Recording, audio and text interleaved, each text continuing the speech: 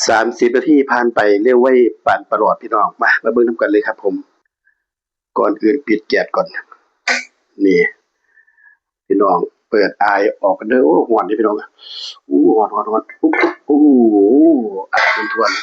เดี๋ยวไปซ้อมเบิ่งในขวดในมวยพี่น้องโอ้แห้งเบิดเกือบซะมุยโอ้น้ำแห้งตัวนี้น้ำแห้งอยู่ในหม้ออันนั้นแห้งแล้วพอดีโอ้น้ำอยู่ในหม้อหนึ่งก็พอดีเลยพี่น้องคนละขี้ใส่ไว้พอดีแหมไปเบิ่งน้ำในหม้อหนึ่งเนาะครับเหลือนิดเดียวประมาณแก้วหนึ่ง น้ำเหลือประมาณแก้วหนึ่งพี่น้องพอดีเลยนี่ครับหนึ่งสุกแล้วสำหรับในส่วนของเมนูอาหารหนึ่งหมูสามชั้นโอ้ยแห้งเลยโอ้บ่แห้งบ่แห้งบ่ได้กูจุ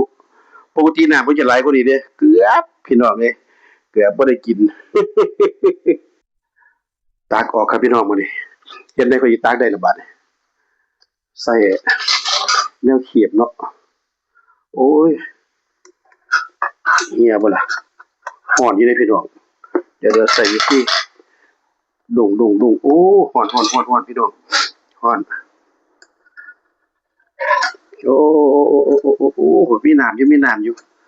โอ้มันร้อนอัศจรรย์บั้นหวีเดะนี่เดี๋ยวหาวิธีก่อนพี่น้องหาวิธีออกมันต้องใช้ทิชชู่ด้วยเด้อพี่น้องมันต้องใส่ทิชชู่นำแต่ว่าคันทิชชู่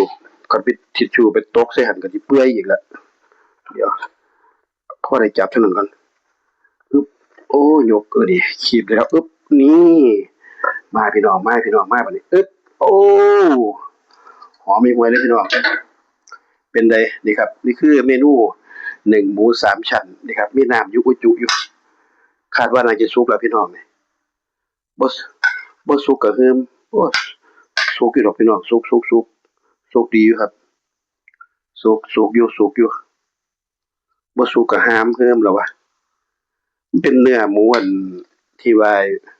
หมูจี่เนาะพี่น้องเนาะหมูไทยจี่นี่ครับเบิ่งในส่วนของน้ำนี่น้ำหนึ่งเขาปกติมันจะเหลือหลายกว่านี้เด้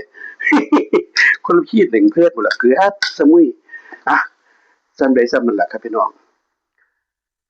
เฮ้อสุดยอดเลยพี่น้องมื้อนี้หั่นบัดนี้นะสำหรับเอาเนื้อหมูลงมาแล้วก็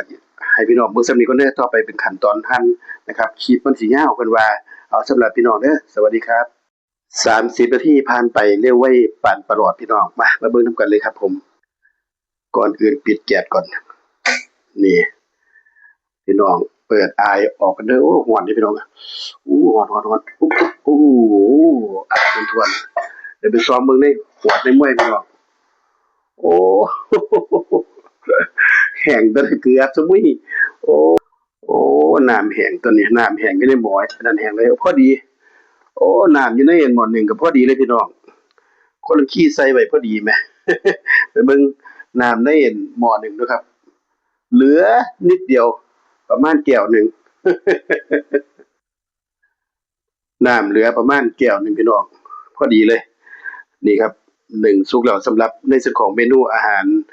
หนึ่งหมูสามชั้นโอ้ยแห้งเลยโอ้บ่แห้งบ่แห้งบ่ได้กูจุปกติน้ำมันจะไหลกว่านี้เด้เกือบพี่น้องเอ้ยเกือบบ่ได้กินตักออกครับพี่น้องมื้อนี้เฮ็ดได้ค่อยสิตักได้ล่ะบัดนี้ใส่แนวคีบเนาะโอ้ยเหี่ยบ่ล่ะร้อนอยู่เดะพี่น้องเดี๋ยวใส่วิธีดุงโอ้ร้อนพี่น้องร้อนโอ้มีน้ำอยู่โอ้มันร้อนอัศจรรย์บั้นหวีเดะนี่เดี๋ยวหาวิธีก่อนพี่น้องหาวิธีออกมันต้องใช้ทิชชู่ด้วยเด้อพี่น้องมันต้องใส่ทิชชู่นำแต่ว่าคันทิชชู่คันปิดทิชชู่ไปตกใส่หั้นก็สิเปื่อยอีกแล้วเดี๋ยวพอได้จับเท่านั้นก่อน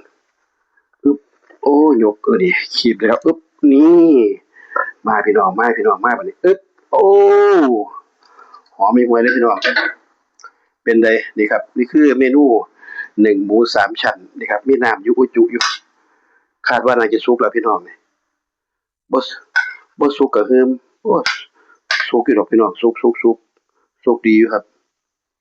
สุกอยู่บ่สุกก็หามเหิมแล้ววะมันเป็นเนื้อหมูอันที่ว่า หมูจีเนาะพี่น้องเนาะหมูไทยจีนี่ครับเบิ่งในส่วนของน้ำนี่น้ำหนึ่งเขาปกติมันจะเหลือหลายกว่านี้เด้ คนละขีดหนึ่งเพิ่นหมดละคืออัดสมุยอ่ะซ้ำใดซ้ำมันล่ะครับพี่น้องเฮ้อสุดยอดเลยพี่น้องมื้อนี้หั่นบัดนี้นะสำหรับ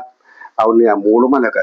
ให้พี่น้องเบิ่งซ้ำนี้ก่อนเด้อต่อไปเป็นขั้นตอนหั่นนะครับคลิปมันสิยาวเพิ่นว่าเอาสำหรับพี่น้องเด้อสวัสดีครับ